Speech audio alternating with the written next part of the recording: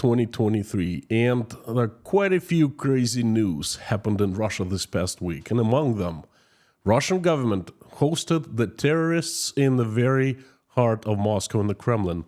Hamas is officially in Moscow. Europe is going to hell very fast. Well, according to Vladimir Putin. Used car prices skyrocketed in September. Criminals are invited to Russian schools, and foreign languages are not needed in Russia anymore. And the last and the most important news of the week, everyone's asking this question, waiting for this to become news. Did Vladimir Putin really die yesterday? And I will tell you the answer, and it'll be at the end of the stream, as usual. But before fast-forwarding there, watch the rest of this crazy news from Russia, and without knowing them, you simply will not understand if Putin really died or not. And me singing again? Watch the whole live stream to find out. Howdy, friends. My name is Konstantin, and welcome to Inside Russia, where usual Russia is explained by the unusual Russian. Me. I'll jump straight to filling you in of this Russian crazy news Friday update. And the very first news of this past week comes from Anatoly Tarkunov, the principal rector of Moscow State Institute of Foreign Relations. It's Russia's elite top university. Mr. Tarkunov decided to get frank with Russian people for some reasons unknown to me. He kind of gave up a state secret, and it went almost unnoticed in Russia. I'm saying almost unnoticed because I noticed. I quote the respectable scholar from Moscow. In general, the textbook on Russia's history has been rewritten 40 times, and it was done in the past, and it's done now. And the new history textbooks for high school juniors and seniors will also be rewritten soon. Now, folks, that's frank, isn't it? To tell people the state's secret in such a public and direct way. I wonder why he did that. I can only guess. In any way, Tarkunov has made it official that in Russia, who controls the past controls the future, and who controls the present controls the past. Moving on. Very disturbing news came from Russian government in a slew of different messages this past week. Articles, interviews, analytical materials, all kinds of stuff. And this is what they have been telling us all week long. Well, actually, until yesterday, they were telling us. Basically, the evil satanic West continues to develop a campaign against Russia, shaping its image as a kind of geopolitical evil genius. Well, geopolitical evil, I can understand that, but genius, I think they've gone a little bit overboard with that. The American and the European media are trying to squeeze Moscow into this Palestinian-Israeli agenda conflict as the architect of the conflict, or at least as a kind of accomplice in the Hamas attack on Israel. And the Western tools of information influence aim to expand efforts to reach the wider international community audience, to inspire them with the idea that Russia supports Hamas. And this is aimed at blackening Moscow in the eyes of international community on unfounded false accusations. Again, that's what they've been telling us all week, okay? And then yesterday, Hamas was invited to Moscow for a meeting and received a warm welcome in the Kremlin. Again, October 26. Russia became the first and only country in the world to receive the official Hamas delegation after October 7th attack on Israel. Not Turkey, not Saudi Arabia, not even Iran. Russia has officially invited and accepted the terrorists. The West doesn't need to blacken the image of Moscow in the eyes of international community. Russia is doing a mighty perfect job by not just blackening, but destroying on image in the eyes of everyone. The entire world is watching and amazed in a bad way. And we are moving on. Mr. Grandmaster Newsmaker, His Highness Excellency Fairy Tale Storyteller Vladimir Putin, treated us with a piece of science fiction this week. Again, he said that European Union has abandoned Russian natural gas and prices have skyrocketed. Now, I don't really understand him saying that for two reasons. First reason is when your fellow neighbor suffers for whatever reason, for example, skyrocketed gas prices, it's definitely suffering for regular Europeans who are paying a lot more for natural gas out of their own pockets, So when your neighbor is suffering, you usually show empathy, okay? But the way I understood Putin, him saying that to all Russians, he wanted to make them happy with the news that the Europeans are suffering, okay? This fact actually tells you a lot of Putin and of the Russians today. And the second reason is really strange news for me is because it is no secret that Vladimir Putin lied many times in the past, and I always fact check him these days.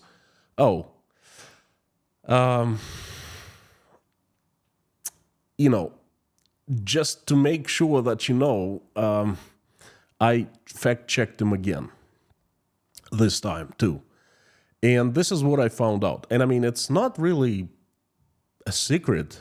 All you have to do is check the natural gas prices now in Europe. It's open public information. So, natural gas prices in Europe in August 2022, when Russian gas was still being imported by the European countries.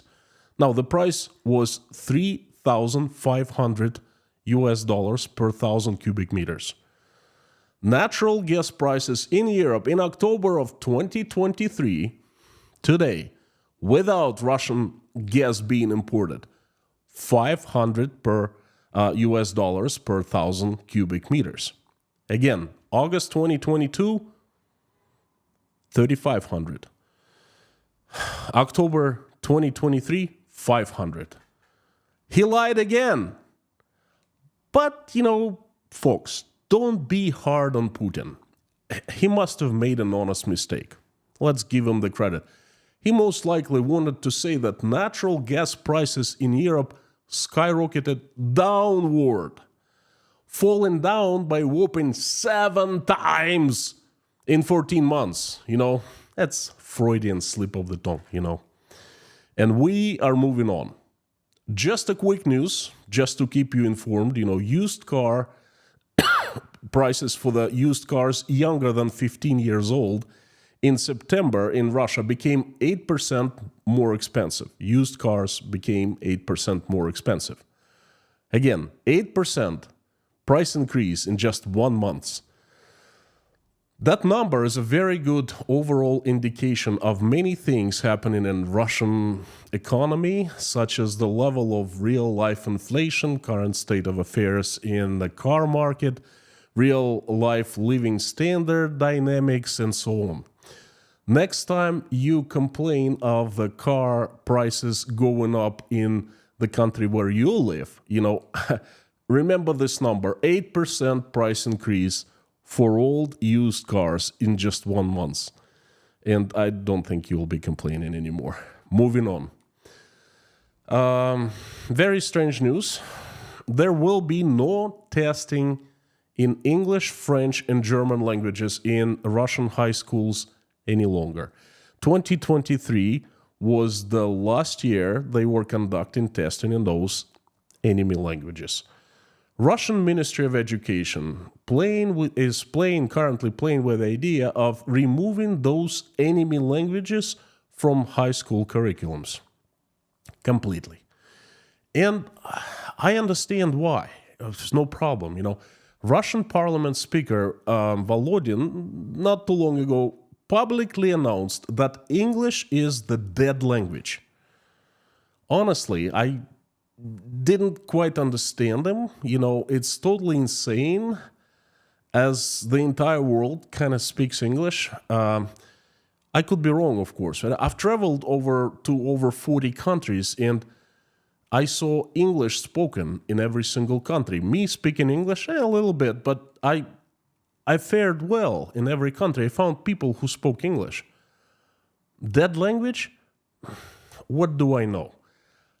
I am slow and uneducated. Volodin must know better. He said English is dead, and it means English is dead. No questions asked. And you shouldn't be questioning Comrade Volodin either. He knows. He knows best, Oh, I'm speaking to you in the dead language. And you're all dead language native speakers? Oh, I don't know then. You confuse me. Just forget about that stuff. Anyway, no more foreign languages for Russian children. But wait a second. Not for all Russian children. You see, in Russia, everyone is equal, but some are more equal than the others. On Rublevka, the Beverly Hills of Moscow, the home of Vladimir Putin and his minions, the Lavrovs, the Medvedevs, the oligarchs, the government officials, all kinds of thieves, criminals, and chupacabras, they will continue to teach students English. It's a dead language everywhere in Russia, but in Rublevka it's alive and well. The elites send their children to Anglo-Saxon schools that are plenty in Rublevka, and their curriculums are English only. All classes are taught in English by the native speakers from the UK, from the USA, from Australia, and other dead language countries. Those children aim for the world after they graduate, and the other Russian kids, the peasants, they aim for the factories where English is not really needed. Let's move on to the next news. By the way, if you're liking today's message, please help me spread this stuff by making reposts in your social media accounts. I really appreciate it. Thank you. And the next news comes from the moon. As you might remember, Russia's space agency Roscosmos recently sent a moon mission called Luna 25. Unexpectedly, out of the blue, with almost no preparations, the Indians, Indian Space Agency, also sent their sent their own moon mission, and they launched it almost simultaneously with the Russian mission, Luna 25. Well, Russian propaganda announced that Luna 25 landed on the moon's surface. It was a short flight of 3 days and boom, landed. Only it was a hard landing that didn't go well for the integrity of the spacecraft. You see, Luna 25 was functioning all until its death, but a little not the way it was supposed to function. The result, a successful Luna 25 landing and one more crater on the moon's surface, a big one. And the Indian landing was soft, planned, and truly successful. Their space mission is well underway. Enough of the moon, They said on Russian TV, enough of that. We don't want to listen to that. It landed, hard landing. Let's move on. It was just a simply bad luck. Nothing more to it. We will have more luck next time. That's what they said. Now, dear comrades, drink that cheap vodka we supply you plentiful. Forget about that landing, moon missions, lunas, and all. You don't need that. Let's move on. And most Russians did drink, did forget, and did move on. But not me. You see, I don't drink. I don't drink vodka. It's unfortunate, I know, but I don't forget easily. I don't move on. I want to get to the cause of this problem. Please forgive me for that, So it just happened.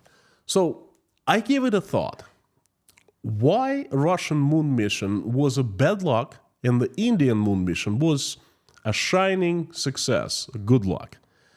I know that space flights, for the most parts, are math, the calculations. Gravity force, thrust, speed, orbits, things like that. After investigating a little, I found out that space flight calculations are done at Moscow Institute of Applied Mathematics, or at least by the scientists who are employed at Moscow Institute of Applied Mathematics. So I decided to compare the salaries of math scientists at the institute in Moscow and the scientists in India who are employed for the Indian space program. I'm an economist. I bring everything down to money. Please forgive me one more time. It's real easy. I search for open vacancies for senior researchers in Russia, and I try to get kind of gist of how much they offer for new recruits in India. Well, the pay of the Russian scientists, who go work at the Institute for Applied Mathematics starts at whopping 36,000 rubles. 36,000 rubles. That's about $390, depending on the exchange rate. That's not annual pay, that's monthly pay. $390, 390 American dollars. No, it's actually, forgive me for that, 3,600, that's 340. I made a mistake. $340, it's even less. And that's how people who make who calculate trajectories, who do all the math, all the calculations for the hardware that costs billions of dollars, that's how much they get paid. A little over $300 per month. That's not per year, okay? That would be too harsh. Per month. What about the Indians? Well, the rumors have it that the Indian math scientists who are employed at the Indian space program receive a basic pay of $15,000 per month. And that's just for the start. And it instantly became crystal clear why Russian Luna 25 mission hard landed and the Indian moon mission soft landed. Definitely bad luck for Russia, and this definitely has nothing to do with the money, of course. Let's move on. The next news comes from the city of Arzamas, from a school. As you might have heard, Russian school curriculum now including the patriotism class called Conversations About Important Things. Children are started at a very young age to get brainwashed in different ways from different angles. Education, Russian style, circa 2023. So in a school in Arzamas, a man was invited to speak in front of a class. And he came and made a patriotic speech. And the kids took photos with him and posted the photos all over the social media. That's how we know that he came and he spoke to them. The man in the picture wears khaki uniform, military uniform, and covers his face. A grown man speaking in front of kids in a class in full military uniform with his face covered by a mask, as if he was on a special mission. And he covered his face for a good reason, because the man is Alexander Raspravkin. In 2010, completely drunk, he killed his own grandfather. He was sentenced and served time. Later, he was released. In 2017, completely drunk, he killed another person. He went to prison again. But in 2022, he was recruited in prison and pardoned to go to kill in Ukraine. And he did. And now Alexander is back. He's a decorated hero of Russia, teaching children at school. And this is not just happening in Arzamas, it's happening all over Russia. You know, folks, once in a while a news comes from Russia that I don't know how to react to. I don't know how to comment it. I can't add sarcasm, I cannot add humor to such news. And this is one of these news, okay? You see, they are aiming at our children. They have done a pretty good job already. You know, this... How do I say that? Black work? It's horrific. I don't know. You know, I finish every live stream by praying, and I invite everyone to pray along with me. And one other things that I ask God is to assemble and send to earth an army of angels to get rid of the demons that have hijacked my country. And folks, these are the demons. They have names and faces.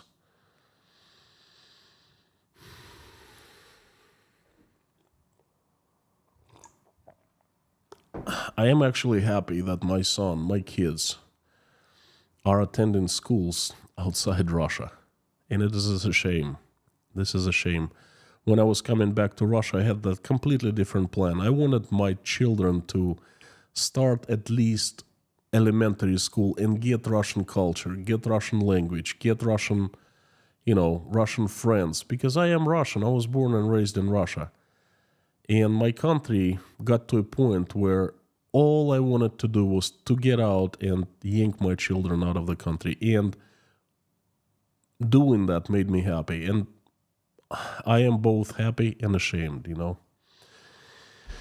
Well, let's have something not so serious. The next news comes from Altai province, Russia's eastern territories. If you look at the map, just look to the eastern part of Russia, far away from Moscow. The Legislative Assembly of Altai province proposed the assemblymen to travel to villages with no internet access and read the news out loud in front of people. The proposal was made by an assemblyman from the party The Communists of Russia, a commie. He suggested that other assemblymen, probably not him, but the other ones, should take turns visiting villages all over the province once a month, and from morning till night, from 9 a.m. to 6 p.m., they should be reading out loud all the information concerning the changes in the work of regional government. I was thinking to myself, they want to spread the Russian world everywhere. What exactly are they going to spread? This? Russian assemblymen going to remote villages where there's no means of getting information and reading people from morning till night out loud, there's some documents, information. Russian assemblymen going around villages, standing at the village's main squares from morning till night, screaming out loud the changes made by the local governments. Because there's no internet, no mobile networks, no newspapers, perhaps even no post offices, electricity, anyone? That's like going back in time 400 years ago. And they want to spread that throughout the world? Why do they hate people so much, I wonder if the assemblymen will be traveling from village to village by riding horses. That actually would complete the picture perfectly. And let's move on to the next news. Russian parliament. Russian parliament. Folks, I think of Russian senators, warms my heart, They represent Russian people so well, they work hard. There's no doubt about that. They come up with this new legislation that's so innovative, timely, good, makes people's lives so much easier. Let's take a look at this new initiative introduced by the senators. They are discussing introduction of this new law. Let me just take a second. This new law. Now listen to this, really good. This new law that grants non-smoking employees additional day off. Yes, according to this new law, Russian non-smoking employees would get an additional day off at the employer's expenses, of course. But Russian senators are smart. They understand that such sudden introduction of a law like that might cause havoc among employers. It's an economic decision, okay? How employers gonna fare with that? So, in a very smart way, they propose to create an experiment first. For a couple years or so, an experiment. And the senators are generous enough to propose themselves as the guinea pigs. The experiment will be conducted in the Russian parliament. This kind of makes sense. The senators are true patriots and always invite others to test these new laws on them. The good senators. I'll remind you that August, not too long ago, they proposed to shorten official work week from 40 to 36 hours by 4 hours and experiment on themselves first for a couple years, for some time, kind of monitoring how it goes. And then the senators proposed to forbid government officials to use foreign-made cars. Fantastic stuff to support local manufacturers. There aren't any, but hey, let's support it.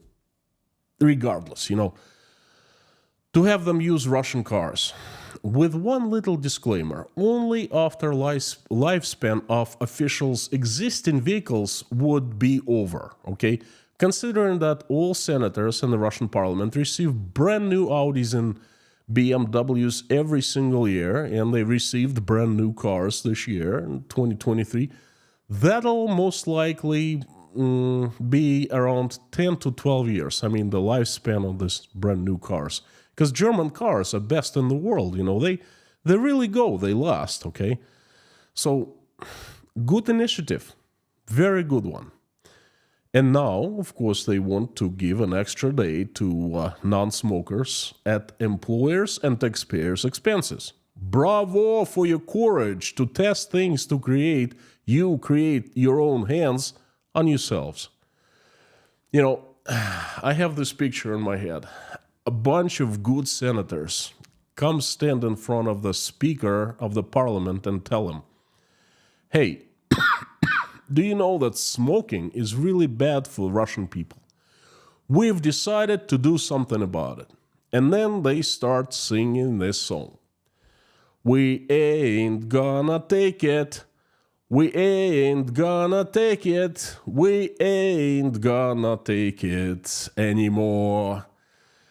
And the speaker replies, let's do it. Only we test it on ourselves first. Please forgive me for singing again.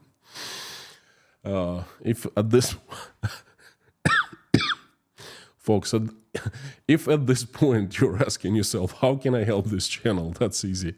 The best way is to hit the like button. That helps a lot. Or to buy me a coffee at buymeacoffee.com or become channel's patron at patreon.com. Either way is fantastic and would be much appreciated. Thank you. And I would like to move to the last news of the day. That is, everyone has been discussing today. It's actually not really a news, it's a question. News/question. I'd say this is the news of the town, or the news of the towns, the news of the world, so to speak.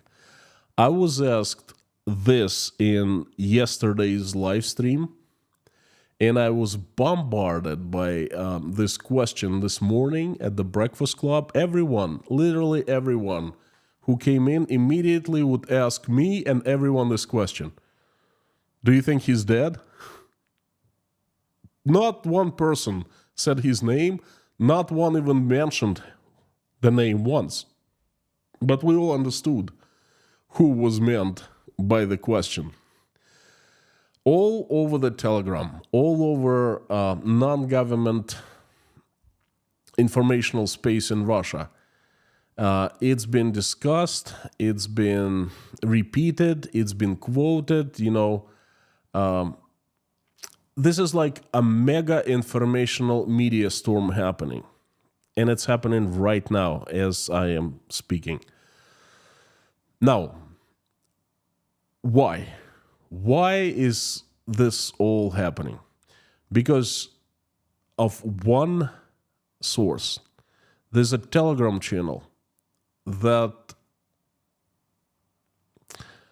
well, how do I say that? They position themselves as the people with a very deep inside knowledge. It's what's happening in the very the closest circle, Putin's circle, okay, right in there. So, and basically they've been telling that, in the Telegram channel that Putin was sick for a long time.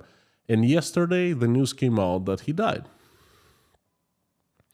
Everyone picked up just like that, and everyone started quoting them. Just one source, okay? Now, what do I think? I must directly and honestly answer you. Is Vladimir Putin dead? Did he die yesterday? Friends, I don't know. And I am 100% sure that no one knows. But wait, don't turn your computers off just yet, because I know something. You see, no one knows whether Putin died or not. Only eyewitnesses would know. And I'm sure that something happens, the eyewitnesses would be in big trouble. I'd bet on those people not to live long after such witnessing, just for this very reason. So no one would leak information. So if he really truly died, we would not know. But if it's actually happened, if Putin died, that would be a start of the biggest power-grabbing fight, more than Russia has ever seen. And the prize in this ultimate power fight, war, will be the ultimate power, obviously, but what's even more valuable, your life. The loss is death. The win is life, because the winner would not tolerate the contenders who would lose, staying alive.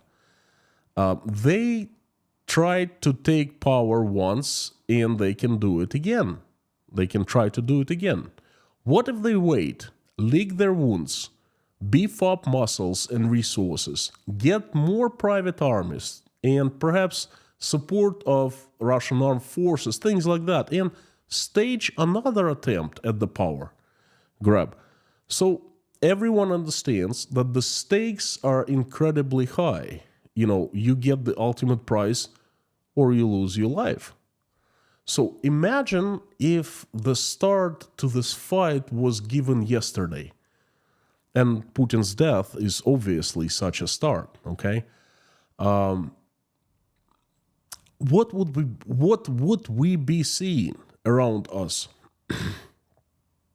My bet is we would be seeing bits and pieces of such secret fight, because you can't hide it completely, okay? It's secret, it's behind the curtains. Like Winston Churchill said, Russian politics is like a few bulldogs fighting underneath a big carpet, okay?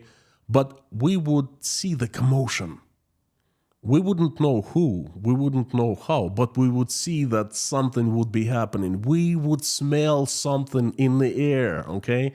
We would feel something. All the fighting in Ukraine would slow down or stop instantly, and Russian army, certainly a major player in this power game, would be focusing on the events inside Russia. Things like strange meetings in Moscow with many special cars, okay, with lots of security, going different places, flying different places. You can't hide them from the public. It would be noticed, it would be reported. Perhaps additional troops moving into Moscow here and there, perhaps loud public statements of things non-related from different politicians. I am sure that by monitoring things like that, looking for things like that, we can at least smell the smoke. And once we start smelling the smoke, we know that something is out there. Well, folks, why I'm pretty sure that he's alive. Nothing's changed. Because I've been monitoring all night last night and all day today, and I did not see one sign of anything extraordinary happening in Moscow, in Russia. Nothing. Nada. Therefore, I think he's not dead. But that doesn't make me change my opinion that he'll be out of the office until the end of the year, one way or another. So let me grab my super-sized American popcorn made somewhere near Bukhara, Uzbekistan. Let me kick back and keep on watching this grand show. The changes might come any day now, and make sure you keep on tuning in, because I will be keeping you informed. You can count on that. And that's it for the news update today. I suggest now you check out another video I made documenting my escape of me leaving Moscow, Russia, forever. The link is right here. Thank you so very much. I will see you all on Sunday, and I will see sponsors and patrons tomorrow for the live stream, just for sponsors and patrons. You are fantastic. Thank you. We'll see you soon. Carthago delenda est.